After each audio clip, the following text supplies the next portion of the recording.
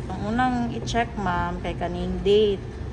Magkaning date kay naka month day ay pag naka day month year siya, dili siya pwede. So month. dapat kon siya month tapos day year. So para karon 04/24/2025 jud siya. So kung dili siya na nag-format adto ta sa control panel. Isa ra ka. Ano to? Tapos Apil pa ni sa likod, ma'am. tapos Ay ka. Ay! Papirma sa check. tapos kani siya ma'am. Dito sa additional settings. Tapos date. Then kani siya dapat ato siyang usbon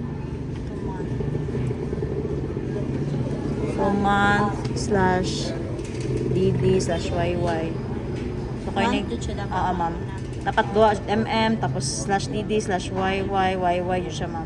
So yun okay nimo ana paano na ang pet sa diri 04/24/2025 na siya, di na siya 24/04/2025.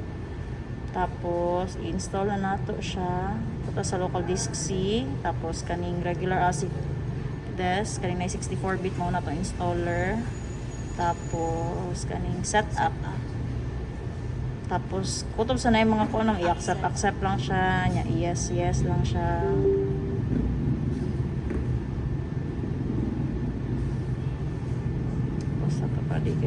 So kani yes gihapon.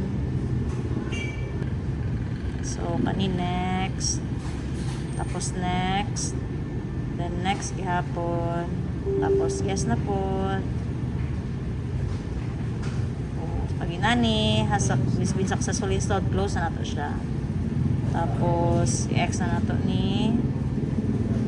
So naa na siya diri sa kaning kilid. Kanina siya ma'am. Pwede nimo na i-move diri ma'am. Drag nimo sa kilid kay para dili mo maglisod og pangita.